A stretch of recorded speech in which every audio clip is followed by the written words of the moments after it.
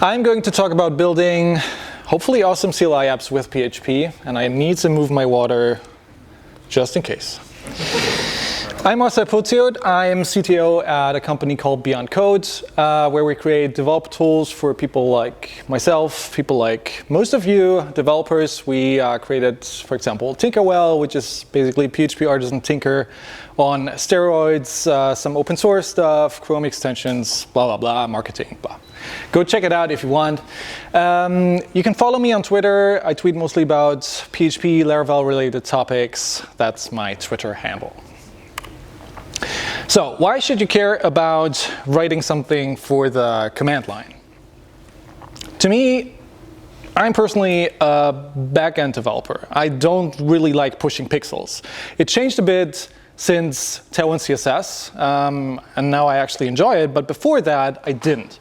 And if you write something for the terminal, it actually limits you. It is quite limiting, and I mean that in a good way.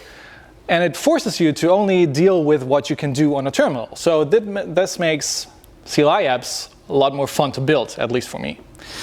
Then CLI apps are easy to use. I'm personally, I know I'm the guy who wrote Tinkerwell, and it's a GUI, but for example, Git is something that I still use from the terminal. I don't know if it's better or if I'm if I'm faster than using it, for example, with PHP Storm, but it makes it easier for me at least.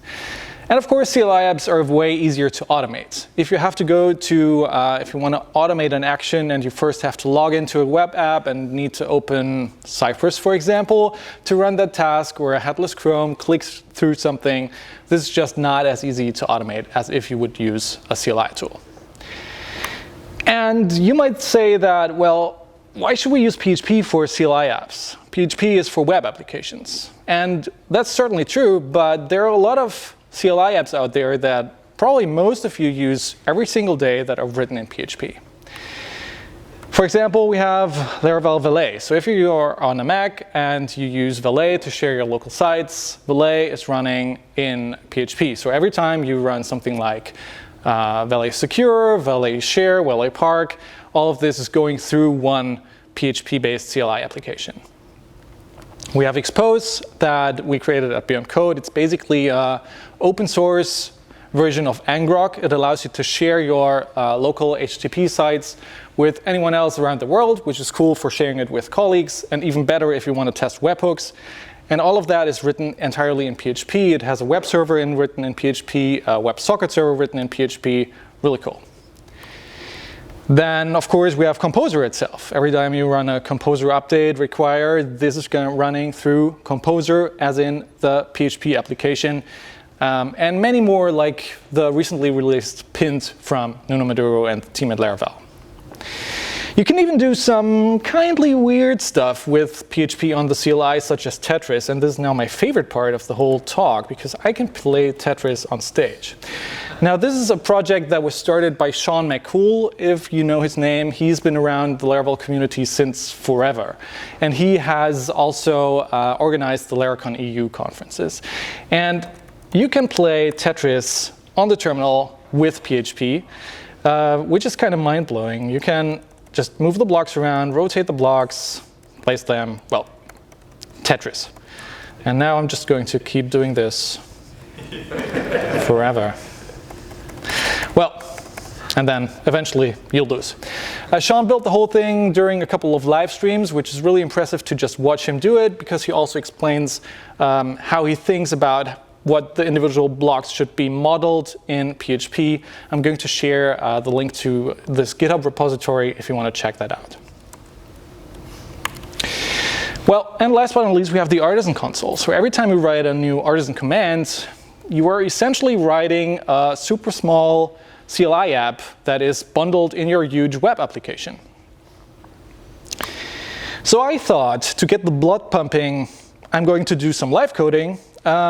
And we're going to build our own CLI application. We're going to build a to-do/task app. And I know what some of you might be thinking, another to-do app. Yes, because we don't have time for anything else. So I don't have the time to write Composer 3 in 30 minutes. also probably not the capabilities, but we're going to build a to-do application. And we're going to use Laravel 0 for this. If you have used Laravel, Laravel 0 is basically feels just right at home right away. It takes out all the HTTP related stuff from Laravel, such as the HTTP kernel, and only gives you what you would need for a CLI based application. You can also use it without any dependencies. You can use something like Mini-Cli, which is also a CLI app framework from Erika Heidi, but it's a Laravel Meetup. We're going to use Laravel 0. As I've seen on a slide before, show me the code. So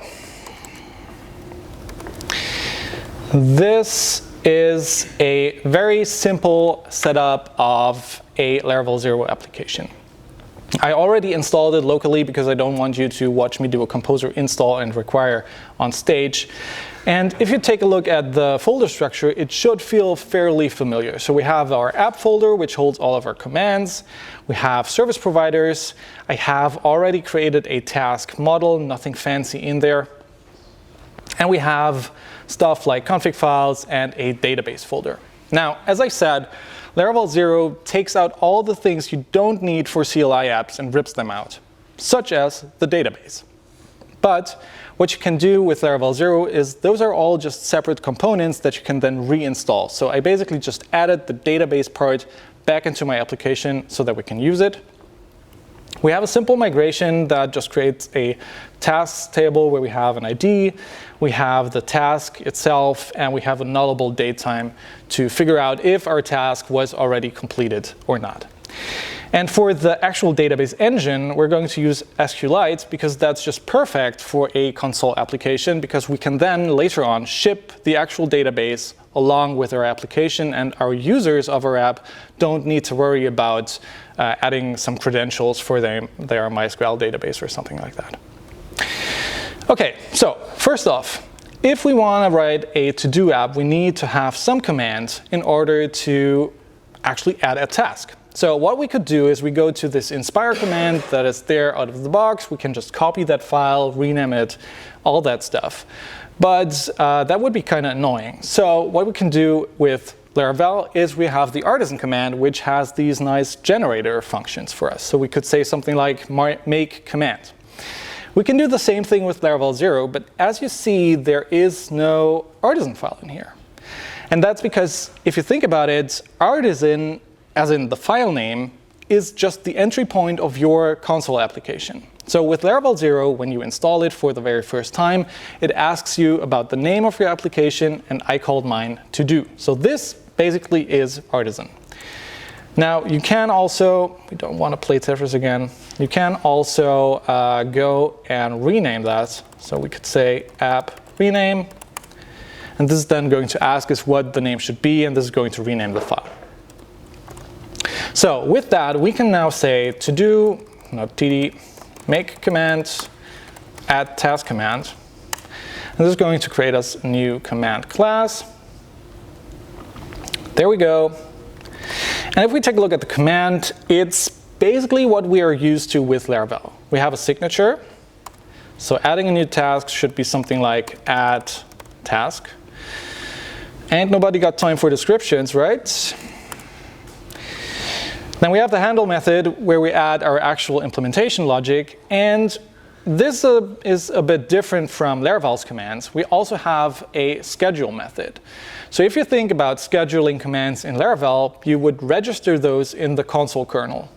But since Laravel 0 is all about console commands and console applications, we don't have such kernel available.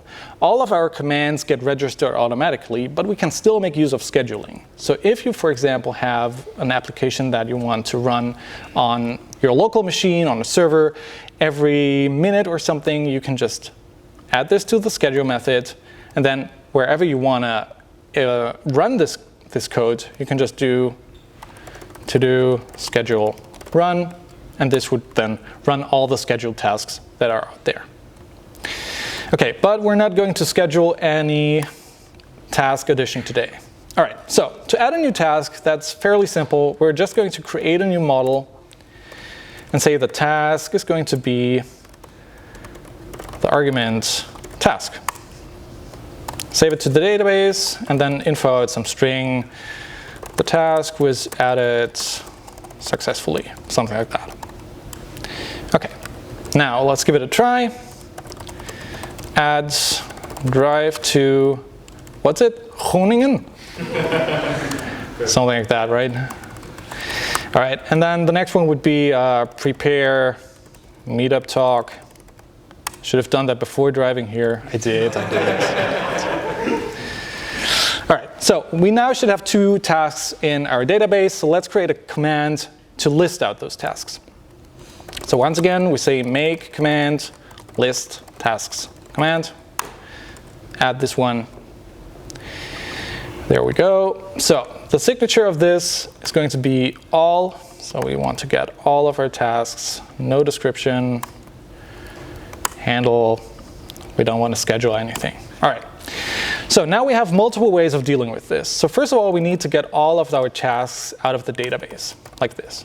Fairly simple. But now, how are we going to give the user the information? So first of all, we could loop over this. If Adam Wethen sees me writing a for each, he's going to kill me, I know, but. And then we can say task, task, task. So just info out the tasks that we have. And if we run this, we got just a simple info listed below each other.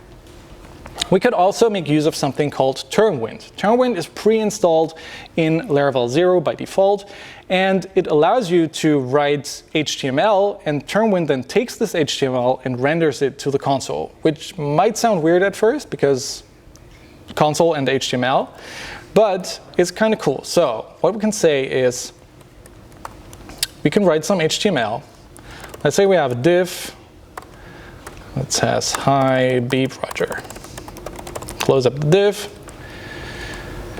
run this again, and we just get the string as an output. Now here's the cool part about Tailwind. We can now add in Tailwind CSS classes to make and style this HTML string. So for example, we could say this is going to be BG red 500, has a white text, the font is bold, and it has a nice padding of 6. So let's run this again, and now we have a beautifully styled output written in HTML.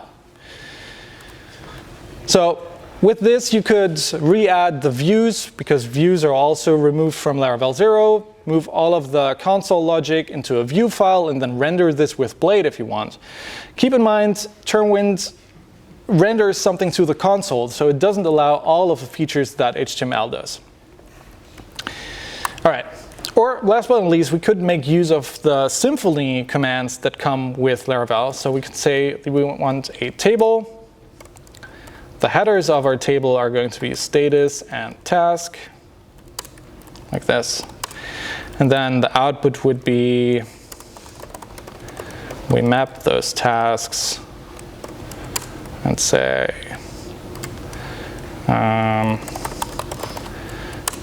if the task is already completed, let's say done, and otherwise just blank, and then the name itself. And then we should get a table right here. All right. So like this, we can now continue building our little CLI app, but what if we want to now toggle the state of one of our tasks? We would probably need to introduce a new ID column in here and then run some crap like to do complete 5 or something to complete the ID 5 of our tasks.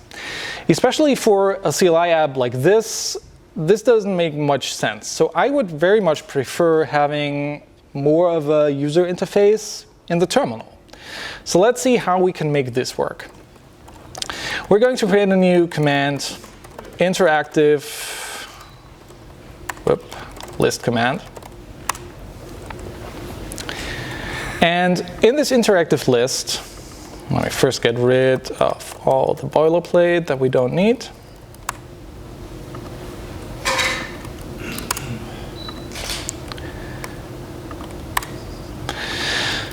So in this interactive list, we can make use of something which is called the Cli Menu Builder. The name is quite confusing because it can do a lot more than just showing menus, but let me show you this in a second. So we're going to instantiate a new Cli Menu Builder instance.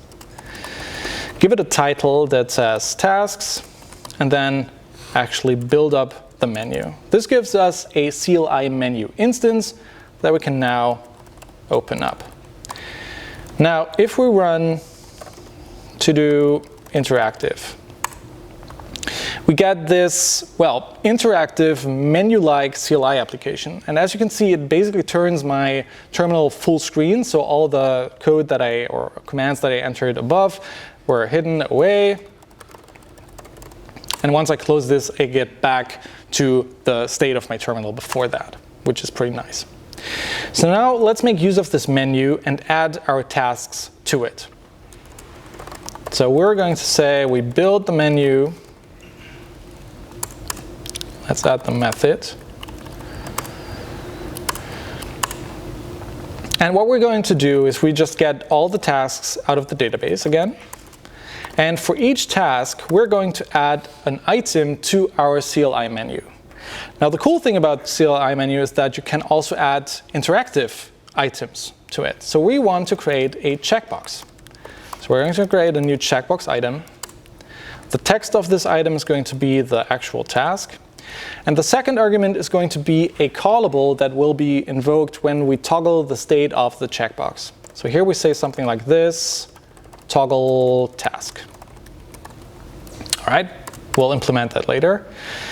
Now, if the task is already completed, we want to mark the checkbox as checked so that we pre-check it.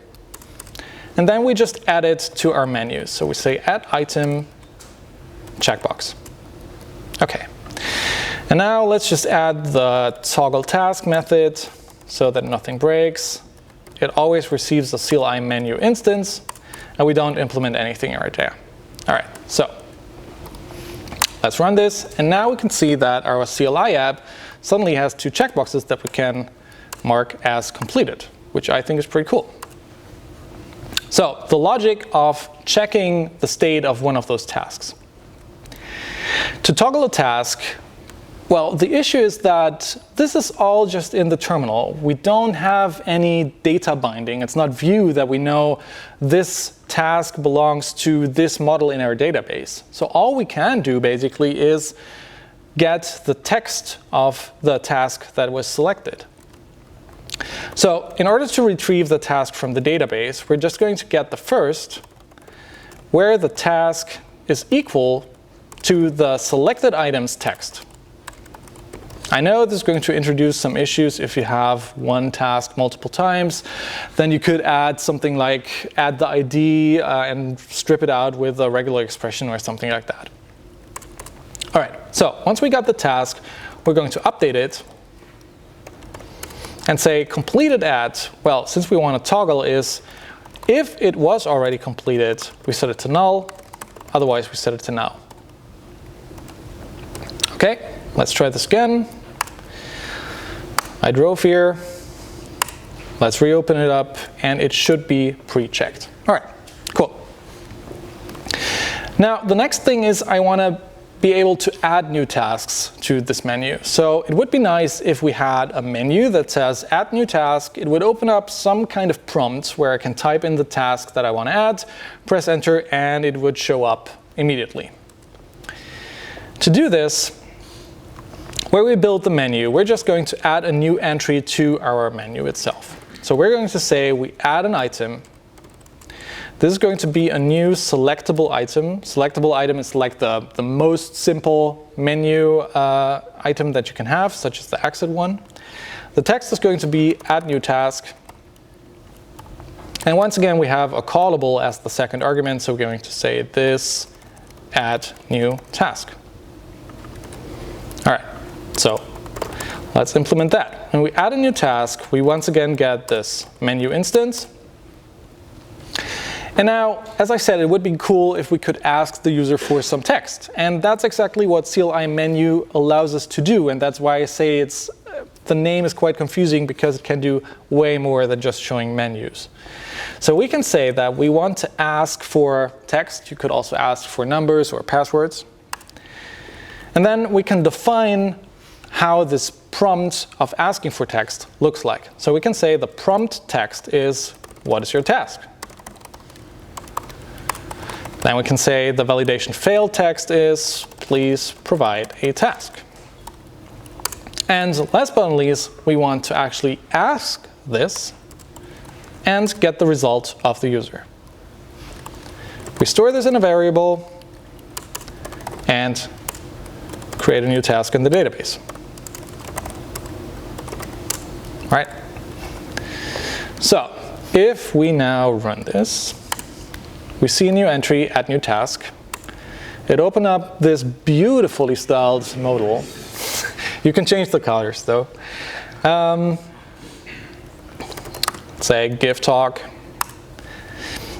It doesn't show up immediately, and that's because, once again, we don't have any kind of two-way data binding. It's just in the database, but our menu doesn't know about it. So if we reopen it, it should be there, but we want to show it immediately. So in order to do this, after we create the task, well, we already have a method to build up the menu, so why don't we just call it again? Now, this would introduce an issue, because it would mean that we add our tasks over and over again underneath each other. So to prevent this from happening, we're basically just going to say, take all the items that we have in the menu, and then remove them. So we always start with a fresh menu every time we call this method. And last but not least, we have to add a check to say, if the menu is already open, please redraw it. OK. So now, if we add a new task, socialize with beer, add it, there it is. OK, cool. So the only remaining CRUD task for this CLI app is we need some kind of deleting tasks. And we don't have the ability to have buttons here, which, by the way, is possible. In general, just PHP can't do it, unfortunately, right now. But the way that we can work around this is by adding a shortcut. So in our menu, we can say we want a custom control mapping, which is the CLI menu weird way of saying add a shortcut. So we can say whenever a user presses the uppercase D, we want to call this delete task. And deleting a task sort of works the same way as toggling the state of the task. We get the task based on the selected text. Then we're going to delete it. Well, and last but not least, we have to rebuild our menu so that we immediately see that we deleted one entry from it. So do this again. Go home. Let's delete this, uppercase D, and it's gone. OK. So with this feature set, I think our little CLI app is completed, which means that we can share it with others. Now, how would we do this with a regular Laravel app? We would probably just push it to GitHub. Other people can clone the repository, install the dependencies, and do the same stuff that we just did by running these kind of commands. And while this works, there is something better that we can do, especially with Laravel 0, which is we can build our app into a single file. So we can call app build. This is going to ask us for the version. You can also pass in some flags so that it doesn't run interactively. And then it's going to take our application and bundle it into one single FAR file that we can then share with others so that they can use our application. And if we go into the builds folder, you can see that we now have one single file, which is 9.3 megabytes. And we can run this just as we did before, and then use our app. And this now allows us to add this FAR file to our repository, push it up to GitHub, and then people can just install it through Composer. All the dependencies that our CLI app has can go to require dev, because nobody needs to install those dependencies actually, because they get the FAR file. So just like that, they can immediately use your CLI app. OK. Now, I want to show you something. This has some flaws. This means that whenever I want to share my application with someone else, they need to have PHP installed because we are sharing file files. And Node.js has something very cool which is called Packager. It allows you to bundle a Node.js application with Node.js itself. So you can share it with others and they can immediately use the app without having to worry about Node.js in the first place. It just works. And it would be kind of cool if we could do the same thing with PHP. So here I have a Laravel 0 application. It's very simple. All it has is one inspire command that shows my current PHP version as well as one quote. Now, if we go and run app build, once again, this is going to build one single FAR file. And if we run this single FAR file,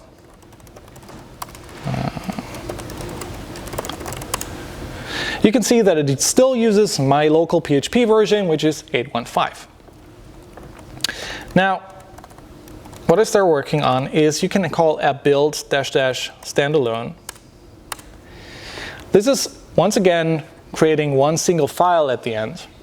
But now, if we run this again, this is using PHP 8.16. And that's because this single file now includes PHP itself in it. So we can now share this file with others, just like people can do with Packager, and it includes PHP. Now, if you wonder about the file size, it's 13 megabytes. Yes, of course, it's larger because we include the whole PHP runtime in it, but still, it's just 4 megabytes more. It's not too much. And what's even better is, as you can see, we also have this executable file that you can share with Windows users. So this works cross-platform. This is built upon the awesome work by a couple of Chinese developers. I'm not going to try and mess up their names, but the project is called PHP Micro, and it's simply amazing. I think this is going to be a big step for PHP-based CLI applications. It has some downsides. It's not production ready because all of the extensions that you want to use need to be compiled statically. But I think this is definitely going in the right direction for CLI apps in PHP. All right, so that's all that I have. I hope that I could show you that you can create some more interesting CLI apps by using something like the Cli Menu Builder. If that's your thing, I hope that maybe you learned how to use Laravel 0 if you didn't know about that yet. And as you can see, there's one more thing, which is Opera. If you don't have Tinkerwell yet, go to tinkerwell.app and use this code, which gives it to you for free. So, yep, go and enjoy that. Thank you very much. Wow.